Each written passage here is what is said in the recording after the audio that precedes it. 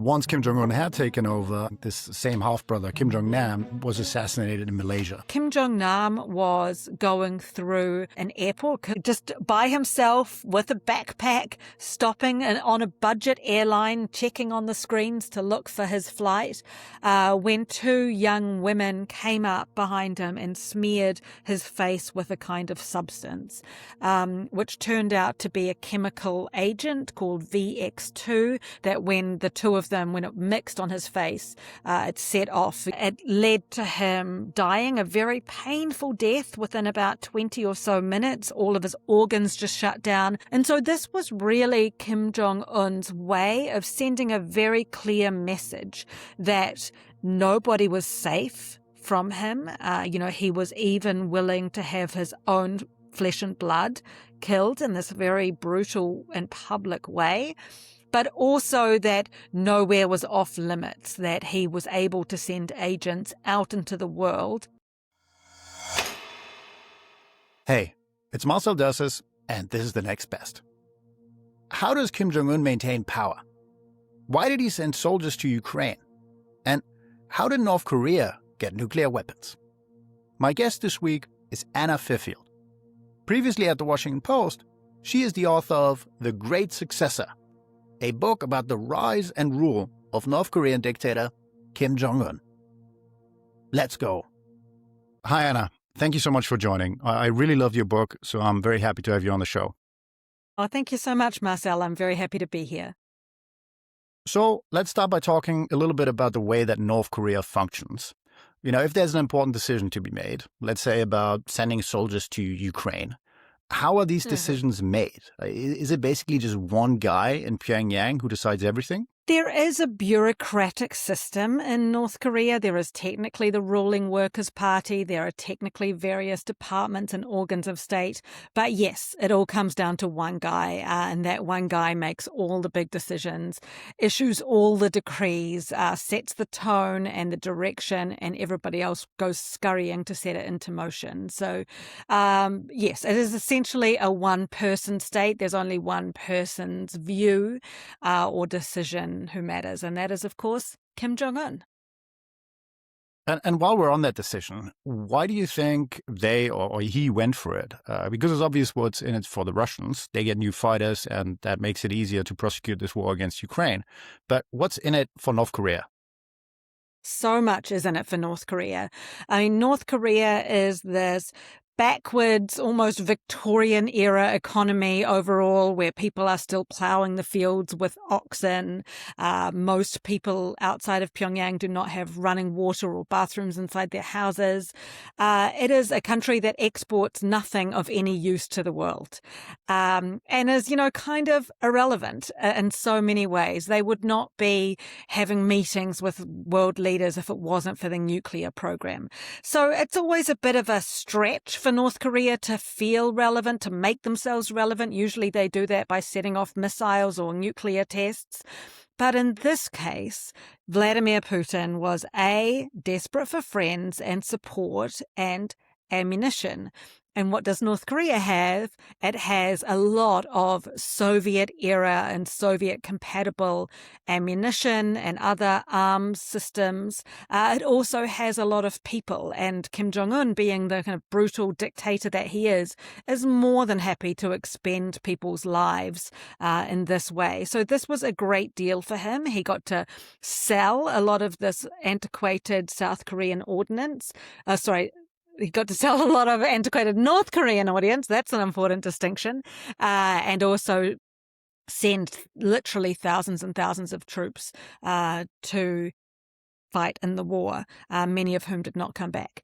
And we don't know exactly what he got in return, but he definitely got relevance. He has struck this friendship agreement, strategic partnership with Russia. We've seen the two leaders go back and forth, a lot of diplomatic bonhomie going around. So he has a friendship that is no longer just one-sided here.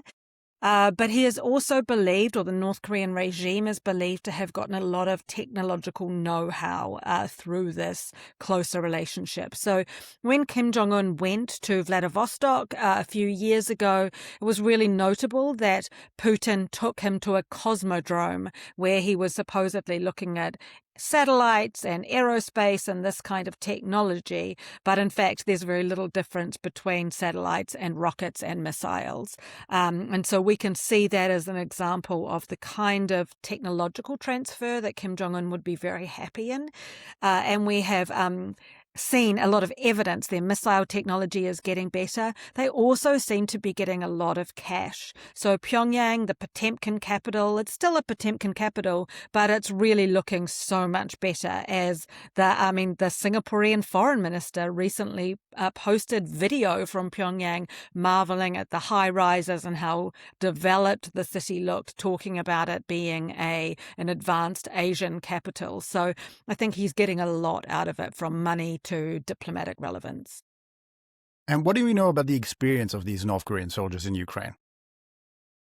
Yeah, some information has come out. Many of them were from an elite unit who were considered the best of the best in North Korea. But North Koreans haven't fought a war or in any kind of combat situation since the 1950s. So they're definitely not practiced at this. So they were sent to Russia, to near the Ukrainian border at Kursk province, where they were supporting Russian troops.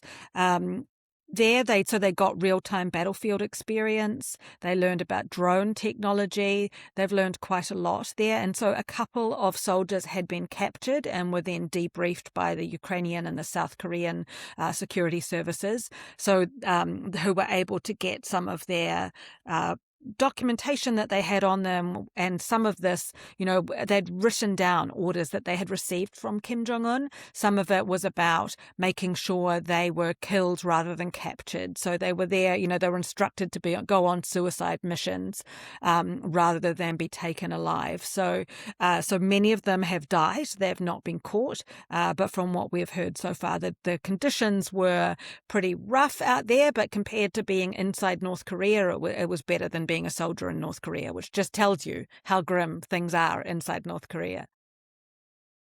I'd like to take a step back and take a brief look at Korea's history, because, of course, we all know that Korea is divided. You've got the North, you've got the South. But how did that happen? Yeah, so for thousands and thousands of years, the Korean Peninsula was one. It was only at the end of the Second World War, when the Korean Peninsula had been colonized by the Japanese, occupied by the Japanese, until 1945, that in that agreement that resulted from the defeat of Imperial Japan in 1945, the Soviets basically said, well, we'll take care of the top half. That will be our it's closest to us. That will be our kind of client state in a way. We'll look after that. And the Americans said, okay, we'll look after the southern half. And a American soldier basically got out a National Geographic map of the peninsula and drew a line straight across the middle along the 38th parallel and said, that looks about half each. And this was supposed to be a temporary arrangement. I mean, in the same way that Germany was carved up by the victors after World War II. That was supposed to be a temporary arrangement, and that Korea would be reunited again.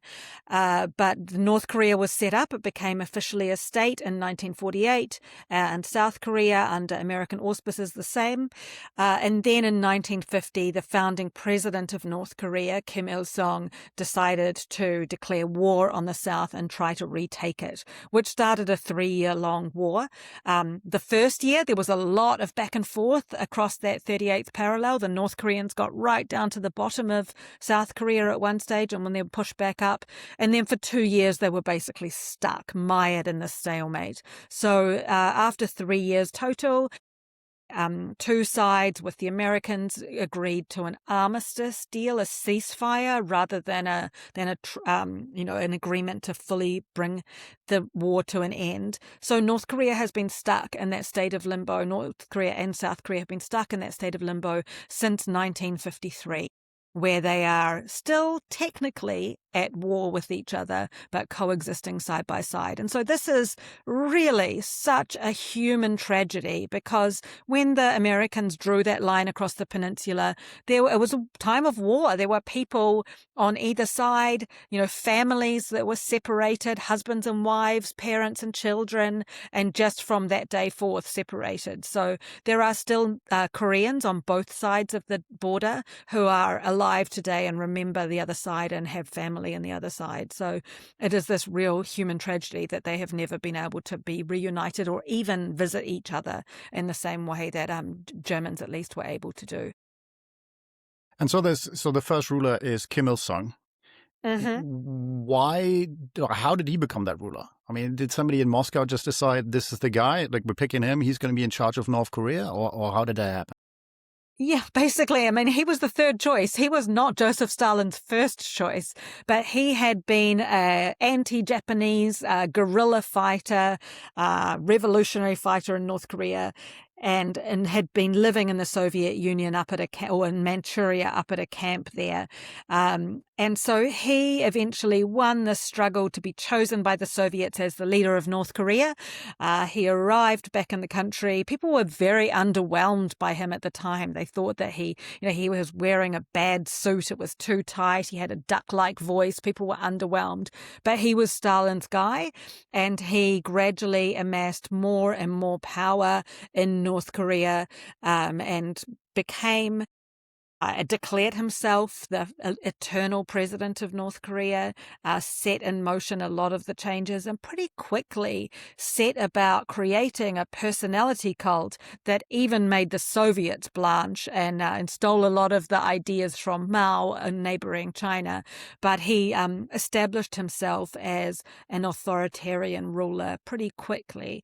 But during those first few decades, when the Korean Peninsula as a whole was in ashes after the war, then we saw North Korea, which was the industrial heartland of the peninsula, getting richer and richer. And actually, North Korea was wealthier than South Korea until 1975. So to this day, a lot of North Koreans associate the Kim Il-sung period with a time of relative economic prosperity and national pride. Fast forward a couple of decades, the Cold War ends. And while this was a good time for a lot of people in the world, it was presumably a bad time for the regime in North Korea because they didn't have a lot of friends, and the Soviet Union was perhaps their most important. Yeah, that's right. The Soviet Union collapses. China starts really opening up and reforming its own economic system. Its two closest allies are undergoing these huge changes in both kind of market-oriented in both cases, and if not democratically oriented, especially in China. But so this should really have been an existential crisis for North Korea, that their closest allies are changing and are much less interested in propping up this little client state over on their far eastern borders. But Kim Il-sung managed to get North Korea through this period, but he died in 1994, just 5 years after the end of the Cold War. And that also was a cataclysmic event for North Korea because he was this lionized figure. The personality cult around him was enormous. So that also we would have thought would be another turning point for North Korea, especially coming so quickly after the collapse of the Soviet Union. But somehow they managed to survive that one too. I read that they declared 3 years of national mourning. Can that be right? That seems like a very long time.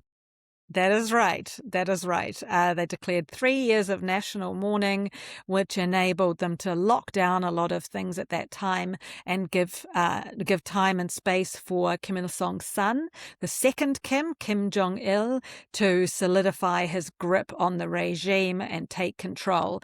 But also, this was an extremely dicey period in North Korea. Not only did we have the collapse of the Soviet Union, the death of Kim Il Sung, but it was the start of a bunch of cascade of errors, a lot of economic mismanagement, but also a lot of adverse weather events that created this enormous famine in North Korea in the middle of the 1990s, which led to maybe as many as 3 million people, 10% of the population, dying from starvation at that time.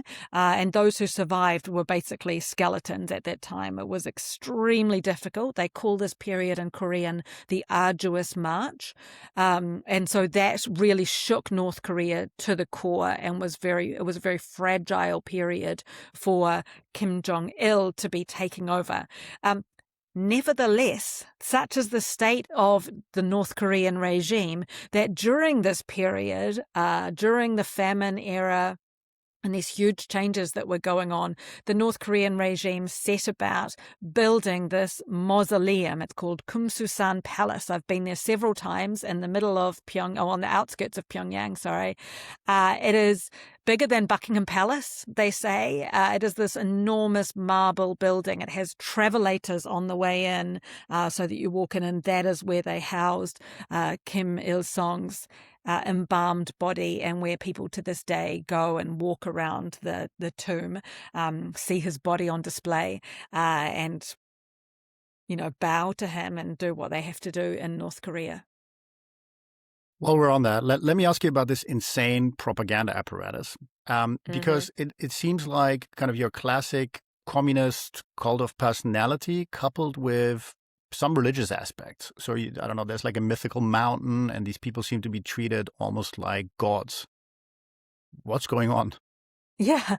Well, in fact, Kim Il Sung grew up as a Presbyterian in a Christian family, and Pyongyang was actually for some time known as the Jerusalem of the East. And a lot of missionaries were going there, so there was this quite strong Christian tradition in North Korea. And so when it came time for Kim Il Sung to develop his own personality cult, he borrowed many of these tropes, which will sound very familiar to anybody who's ever studied the Bible or any of these stories. And that he said that his son, Kim Jong Il, was born at night in a log cabin with a bright star shining in the sky.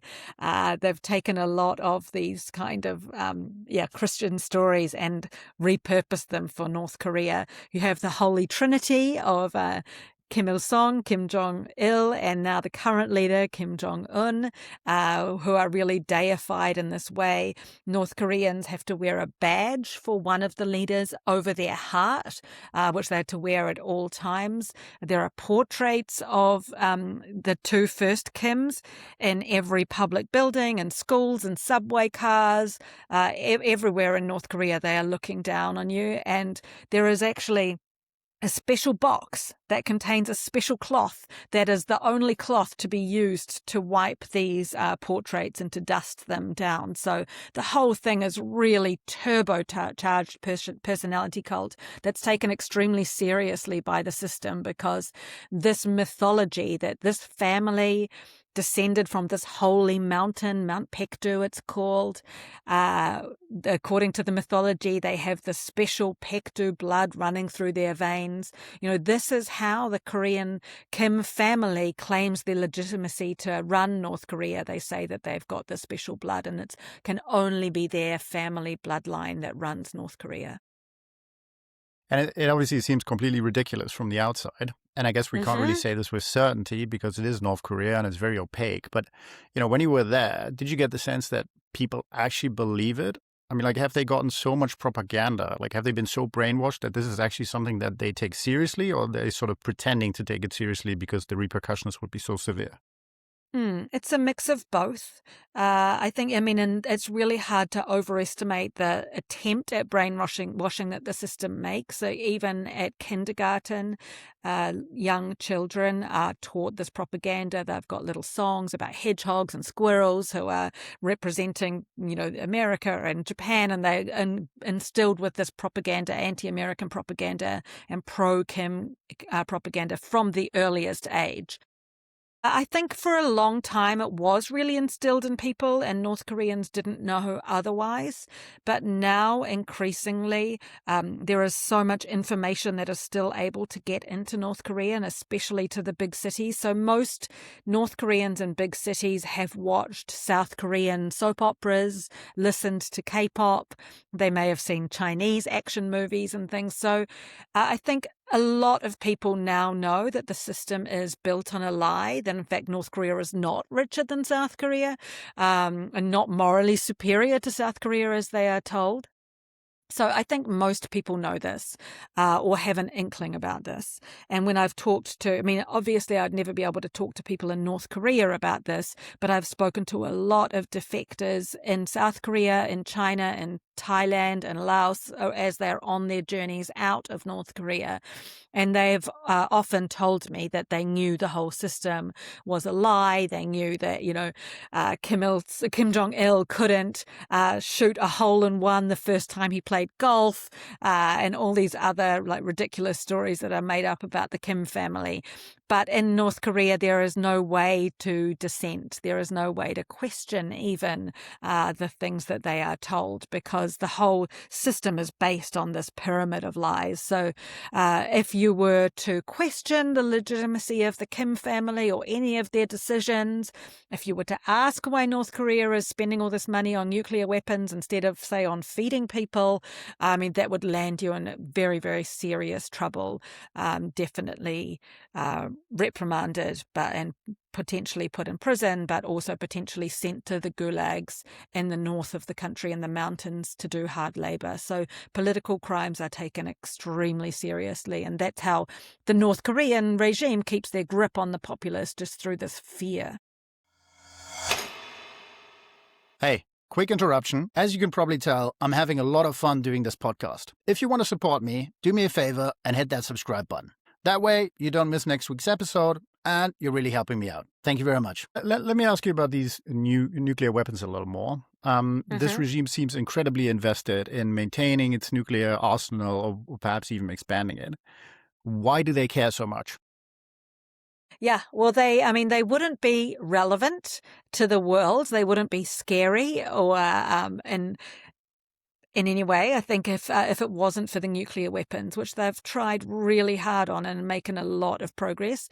Interestingly, they haven't actually conducted a nuclear test since 2017, but that last one was an enormous device that they detonated, was exponentially bigger than the nuclear bomb dropped on Hiroshima in 1945.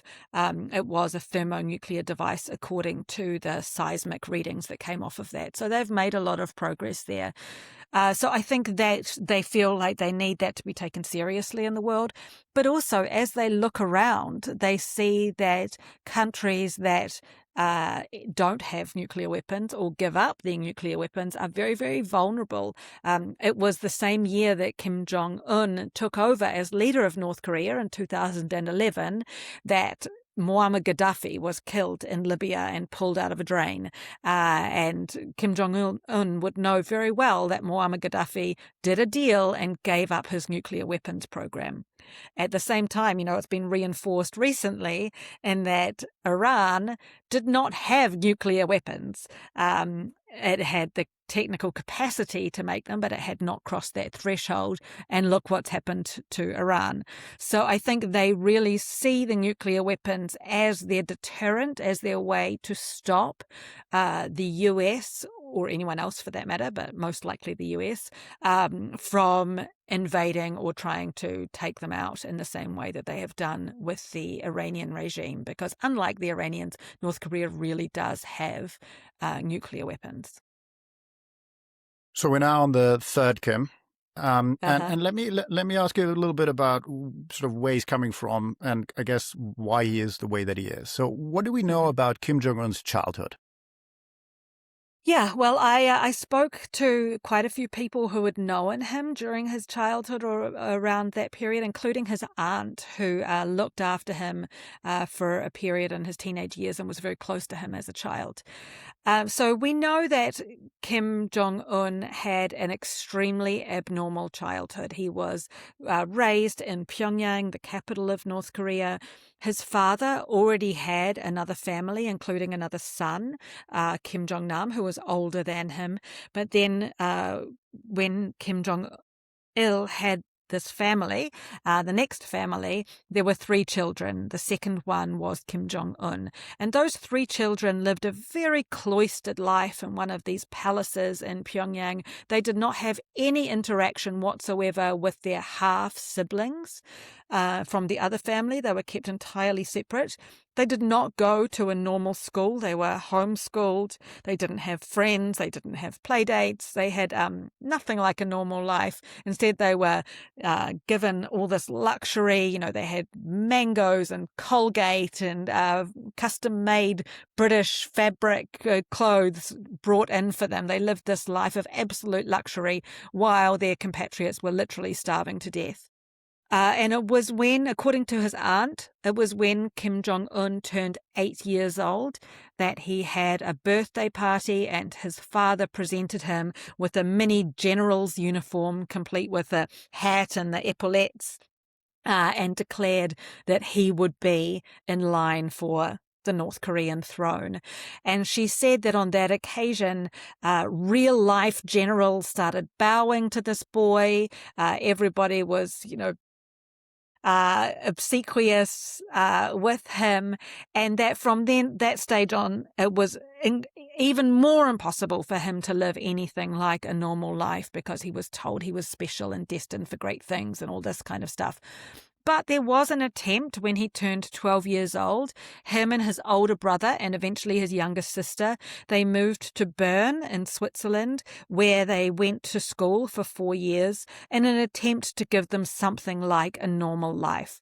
So for the first 2 years, Kim Jong-un went to a private English language school in Bern, and then he transferred to a German language public school for the second 2 years. And it sounds like it was a very difficult period for him. Of course, he struggled with the language, but he was also an outsider. He didn't know how to operate like a normal kid. He didn't know that he had to do his schoolwork in order to get good grades and this kind of stuff. So he sounds like he did not have a particularly happy time in Switzerland, and he spent most of his time on the basketball court. He loves basketball, and the few friends that he had were also the children of other immigrants. He didn't seem to have any Swiss friends. On basketball, I got to ask about this Dennis Rodman angle. It's so weird, because there seems to be this friendship between this former NBA sort of basketball player and the North Korean dictator. How did that happen? Yeah, so Kim Jong-un was is probably still a mad Chicago Bulls fan. And so he apparently had posters of Michael Jordan on the walls of his bedroom in Switzerland. He was really crazy about it. His aunt told me he would sleep with his basketball. He was so mad about it. And there's a Korean myth in South Korea and North Korea as well, that if you play basketball, you will grow taller. So it was really encouraged as well. And Kim Jong-un is indeed taller than his father, who was a very short man. So maybe that had something to do with it. I don't know. But so Kim Jong-un was very interested in basketball. And when it became clear that he was going to become the leader of North Korea in about 2010, during the Obama administration, some serious people actually suggested to Obama that he try to send Michael Jordan to North Korea to build a bridge with Kim Jong Un. This didn't progress anymore. I think the Obama team was not so keen on it. I think Michael Jordan was also not so keen on it. It didn't go anywhere until this a kind of rogue, a mischievous TV crew in the United States, Vice News, decided that it would be fun to do this. They couldn't convince Michael Jordan, but they did manage to convince Dennis Rodman, who is this very flamboyant basketball player, he's covered in tattoos and piercings, known for wearing wedding dresses and painted fingernails and all this kind of stuff. They convinced him to go to North Korea. He was desperate enough for the money that he did it. So he went off there, met Kim Jong Un on several occasions. And notably, they arranged these fun basketball games. The Harlem Globetrotters went to North Korea, and Dennis Rodman was there. Kim Jong Un was there. It was a real spectacle. The Harlem Globetrotters were like hanging from the basket and putting on a real show for the North Korean audience. Apparently, Kim Jong Un hated it because he wanted a real serious basketball game. So it obviously didn't go anywhere. Dennis Rodman went a couple of times to North Korea.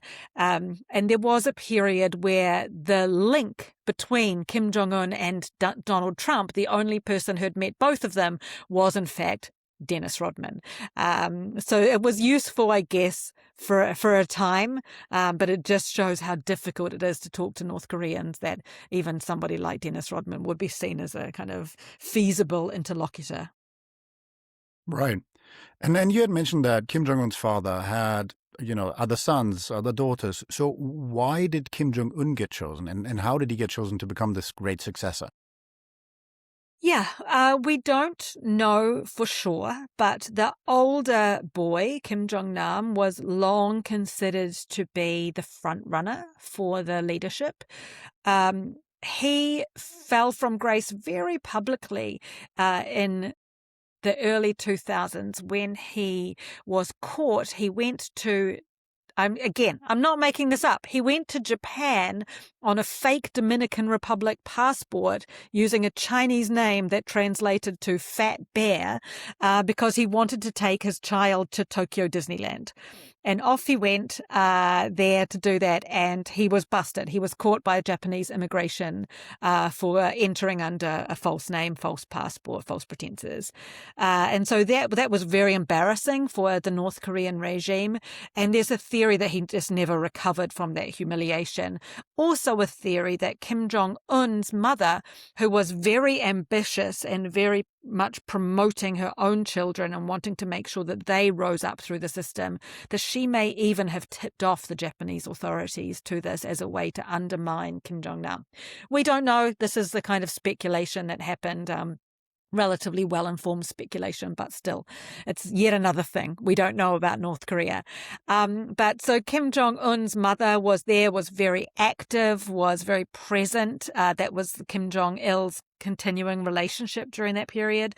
So there's a thought that she was agitating for her sons. The older son was passed over for reasons that are not entirely clear. He may have had some kind of illness. It's not certain. And so then the crown fell to Kim Jong-un. He may have also just shown some kind of aptitude for dictatorship, who knows. But Kim Jong-il obviously saw something in that son and then groomed him and promoted him up the ranks to take over. And once Kim Jong-un had taken over in 2017, this same half-brother, Kim Jong-nam, was assassinated in Malaysia. Can you perhaps tell that story? Because I think it shows just how far this regime is willing to go. Yeah. So the older half-brother, Kim Jong-nam, ever since the Tokyo Disneyland embarrassment, he had basically been living outside of North Korea. He had been in China, he had been living in Macau, he'd been in kind of quasi-exile, and had certainly shown no interest whatsoever in the leadership of North Korea. But the fact is that according to the mythology of the Kim family, he has this magical Paektu blood running through his veins, and therefore he could make a claim to legitimacy as the leader of North Korea. So never mind that he had no interest, he was building no faction, he didn't even live in North Korea. That was too much of a threat for Kim Jong-un, who ordered his older brother to be assassinated. And not just assassinated, but really in a very public way.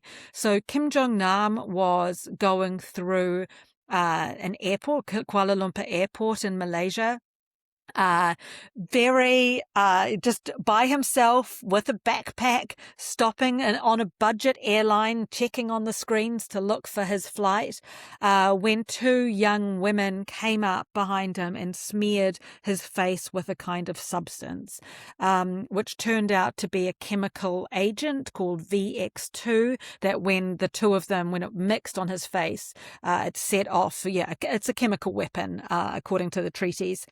It led to him dying a very painful death within about 20 or so minutes. All of his organs just shut down. And this was all caught on camera in Kuala Lumpur Airport. That the attack itself, Kim Jong Nam walking through the airport, realizing something was wrong, slumping in a chair at the medical center. And so this was really Kim Jong Un's way of sending a very clear message that nobody was safe from him. He was even willing to have his own flesh and blood killed in this very brutal and public way, but also that nowhere was off limits, that he was able to send agents out into the world to kill. So this was meant to be, I think, a deterrent message to any detractors, any people who might be thinking of forming a faction to challenge the leadership in North Korea. And so this is something that was sent a chilling effect through the North Korean elite, I'm sure, at that time, because he just showed that his brutality had no limits. How do you think somebody like Kim Jong Un would lose power even in theory? Because obviously you can't really hold protests in Pyongyang or anywhere else in the country. More information is coming in, but it's still very much a censored media environment, obviously. So how would somebody like Kim Jong Un actually lose power if it were to happen? Yeah. There is not even graffiti in North Korea. There is no dissent or criticism whatsoever.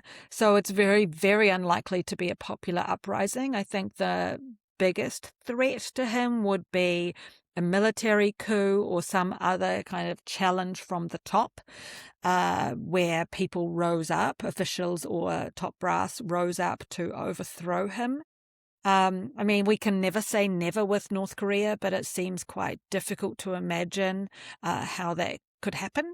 And Kim Jong Un has really tried hard while repressing the ordinary people to coddle the elite, the 1% who keep him in power. So he's really taking a lesson from Machiavelli's playbook here, that you need to have fear, but you also need to have love. So he has managed to make this kleptocracy at the top of North Korea, where all these officials are getting rich, off and corrupt thanks to the system that he's set up. So he knows, I think, that he needs to keep that top layer happy in order to keep him in power. They have to think that their lives are better with him there.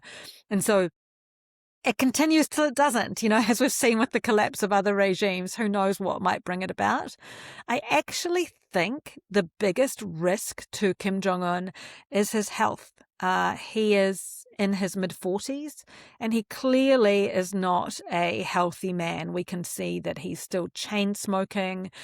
His weight has fluctuated a lot in recent years. He's clearly had some illnesses. He's been disappears from sight for some periods of time and has reappeared with a walking stick on occasion. So it looks, and South Korean doctors and things have actually measured this, estimated his weight. They have measured how many breaths that he takes a minute, just to try to glean some information into his health there, because it seems like that's really the biggest risk. And if somebody's interested in longevity, you would think they might stop with the red wine and the cigarettes and the steaks, or at least cut down. Right. And one of the other pillars of sort of power, I guess, for the regime in North Korea is the relationship to China, which I suppose keeps them alive.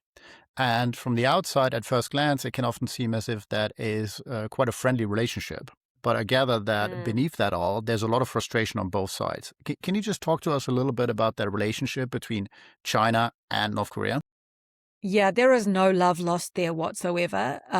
They had traditionally been close in the 50s and the Mao and the Kim Il-sung era, but increasingly North Korea resents how reliant it is on China and has tried to diversify away a little bit. Like we've seen the growth of the relationship with Russia.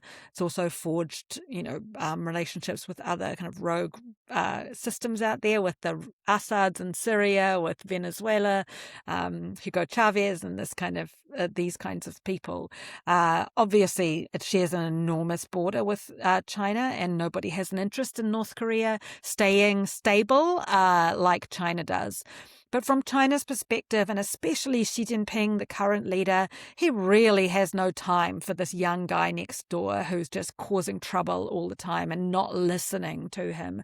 So there's clearly no love lost there. And Kim Jong Un has actually gone out of his way at times to embarrass Xi Jinping, including by launching missiles while Xi Jinping is hosting the G20 a few years ago in Hangzhou. I think Xi Jinping looks at Kim as this pesky guy next door who creates nothing but trouble and doesn't listen. And so his preferred outcome, I think, is just to ignore North Korea and just keep it stable, prop it up, and hope that it just remains quiet. The thing that has changed the relationship in recent years, including in 2018, when Kim Jong Un held his first summit with Trump and with Putin at that time, and with the South Korean leader, Moon Jae-in, and then again more recently as this relationship between Russia and North Korea has strengthened, is that Xi Jinping has acted on both occasions to insert himself into these proceedings. He doesn't want anybody else having greater leverage or greater sway over North Korea than he does. So he will pay attention when he needs to basically remind Kim Jong Un who's boss, but otherwise his preferred approach is to ignore North Korea, keep it stable, and make sure that it doesn't collapse and run the risk of millions of hungry North Koreans flooding over the border, potentially some of them carrying fissile material in suitcases. Kim Jong-un's daughter has been in the news quite a lot lately. There's speculation that she might be prepared to take over as the fourth Kim to rule North Korea. Mm-hmm. What do you make of that? Yeah, I mean, it seems like it has to be Kim Jong-un's plan for that to happen, because his daughter, who's now about 12 or 13 years old, over the past few years, she has appeared increasingly often with her father. By the way, interesting fact here, we think her name is Kim Ju-ae, and the reason we think that is because Dennis Rodman, it all goes back to Dennis Rodman, held her as a baby when she was about a year old on one of those early visits that he made to North Korea. And he was there with a Canadian who spoke fluent Korean, and they came back and reported that the girl was called Kim Ju-ae. So to this day, we don't actually know her name. Her name is never publicized in North Korea. She's just called the Dear Daughter. And we don't know her age either. So these are guesses. But over the past few years, Kim Jong-un has been taking his daughter to work. And work for him means missile launches in the middle of the night, military parades, huge banquets. And the daughter, Kim Ju-ae, has increasingly appeared prominently at these events. She has sat in the middle of the banquet. And again, real-life generals adoring her and bowing to her and talking to her like below her, kneeling down to talk to her. So it does look like Kim Jong-un is positioning her to take over eventually. And I think part of the reason we're seeing her so young is because when it was time for Kim Jong-un to transition and to take over from his father, that process was extremely rushed. The thing was done in about 2 years. as opposed to 25 years for the transition from Kim 1 to Kim 2.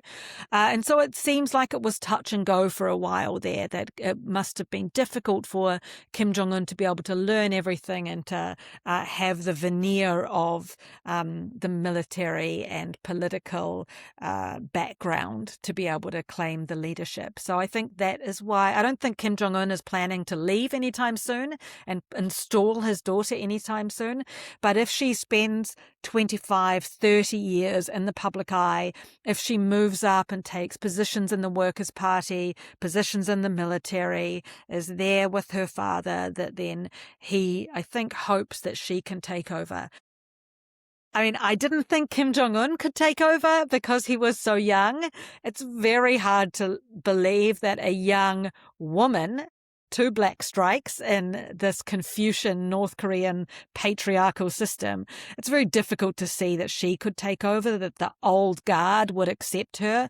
But I think that's what they're trying to bring about. Before I let you go, is there a question you wish I had asked? And if so, what's your answer to it? Is there a question? That's a good one, Marcel. I mean, it's not really a question, but more of an observation. But I am often asked if I would like to interview Kim Jong Un, who will get the first interview. And of course, I wrote a book about him. I don't call it a biography because I think nobody knows enough about him to paint the full portrait we would need to be able to call it a biography. But I tried to pull together all of the available public knowledge about Kim Jong Un to give this portrait of who he is.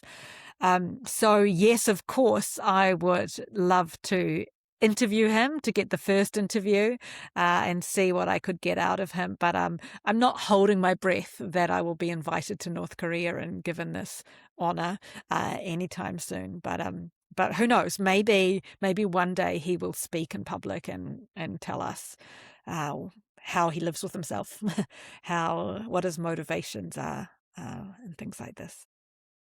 Well, Anna, thank you so much for joining. That was fascinating. Thank you so much for having me on, Marcel. I enjoyed talking to you. And like I said, I really enjoyed the book. And if you're listening to this and you're on Substack, check out Anna's newsletter. It's called Between Giants, and it's very, very good. That's it for this episode. Thank you so much for watching. Click here to subscribe so you don't miss my next video. And if you want to see more right now, there you go. Either way, I'll see you soon.